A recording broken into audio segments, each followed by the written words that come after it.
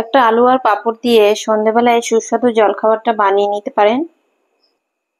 এটা বানাতে খুব সহজ, কিন্তু খেতে দারুণ মজার। তাই কিভাবে বানাচ্ছি সম্পূর্ণ ভিডিওটি আমার সঙ্গে থাকুন। এই রেসিপিটা করার জন্য নিয়েছি কিছু দোকানের সাবুর পাঁপড় আর নিয়েছি সিদ্ধ করা আলু। আলুটাকে স্লাইসে আমি এভাবে ঘষে নেব।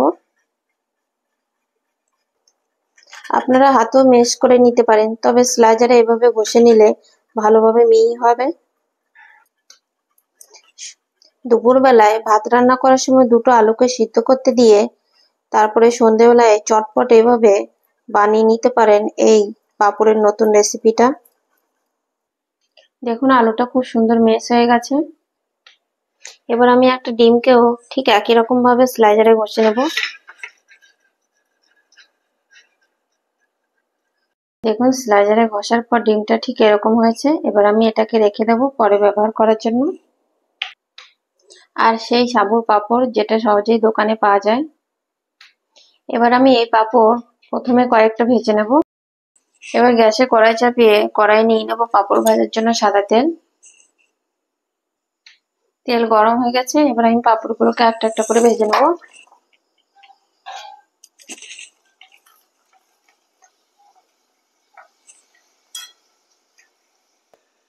দেখুন ঠিক এরকম করে ভেজে নেব।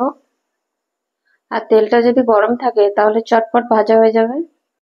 পাঁপড়গুলো এইভাবে ভেজে দিলে ছোটরা খেতে খুবই ভালোবাসে, আর বড়দের খেতেও মন্দ লাগে না।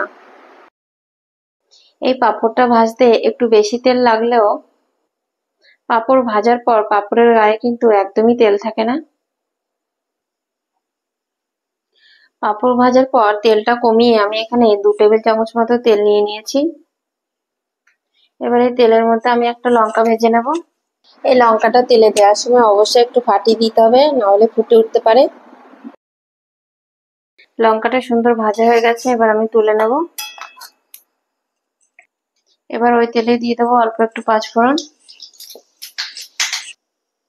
এবার এই তেলে দিয়ে দেবো একটা কুচিয়ে রাখা ছোট সাইজের পেঁয়াজ।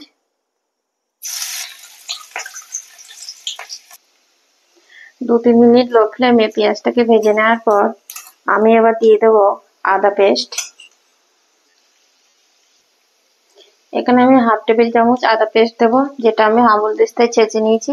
আপনারা শিলেও করে নিতে পারেন। এবার দেবো স্বাদ মতো লবণ। লবণটা দেওয়ার পর আদা পেঁয়াজটাকে আমি আরো 2-3 মিনিট লো ফ্লেমে ভাজবো। এবার দিয়ে দিচ্ছি একটা কুচিয়ে নেওয়া কাঁচা লঙ্কা। কাঁচা লঙ্কাটা দেওয়ার 1 মিনিট পর ম্যাশ করা আলুটাকে দিয়ে দেবো।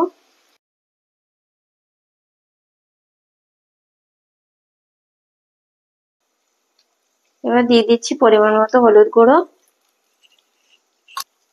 আর অল্প কাশ্মীরি লঙ্কার গুঁড়ো, আর দেবো ঘরের তৈরি ভাজা মশলা।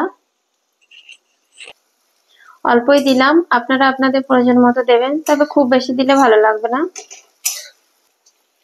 এই ভাজা মশলাটা আপনারা গোটা ধনে, জিরে, শুকনো লঙ্কা, কয়েকটা গোটা গরম মশলা আর একটা তেজপাতা এইসব দিয়ে আপনারা ভেজে গুঁড়ো করে ঘরে রেখে দিতে পারেন। এই মশলাটা প্রায় সব তরকারিতেই দেওয়া যায় আর খেতেও ভালো লাগে। নামানোর আগে দিয়ে দেবো অল্প কুচিয়ে নেওয়া ধনেপাতা। ধনেপাতাটা দেওয়ার পর আমি আর 2 মিনিট কষাবো, তারপরে নামিয়ে নেব। 4-5 মিনিট লো মিডিয়ামে কষানোর পর আলুটা ঠিক এরকম হয়েছে। এবার আমি তুলে নেব। 2 টেবিল চামচের মধ্যে 1 টেবিল চামচ তেল প্রায় কড়াই রয়েই গেল। তাই এই রেসিপিটা করতে খুব বেশি তেলের প্রয়োজন হয় না। এবার ভেজে রাখা লঙ্কাটাকে আমি বিট লবণ দিয়ে ডলে নেব। আমি এখানে ভাজা লঙ্কা দেবো বলে এই রেসিপিতে কোনো গুঁড়ো লঙ্কা ব্যবহার করিনি, শুধু আমি সামান্য কালারের জন্য কাশ্মীরি লঙ্কাই দিয়েছি। আপনারা চাইলে গুঁড়ো লঙ্কাও দিতে পারেন, তবে এই ভাজা লঙ্কাটা দিলে এই রেসিপিটার খুব সুন্দর একটা সেন্ট হয়। এবারে এই আলুর মধ্যে আমি লঙ্কাটাকে দিয়ে দেবো। আর এখানে আমি কিছু ভাজা বাদামকে মিক্সারে অল্প গুঁড়ো করে নিয়েছি, সেই বাদাম গুঁড়োটাকে আমি এই আলুর মধ্যে দিয়ে দেবো, আর দেবো অল্প চাট মশলা। এবার আমি আলুর সঙ্গে বাদাম গুঁড়ো আর চাট মশলাটাকে ভালো করে মিশিয়ে নেব।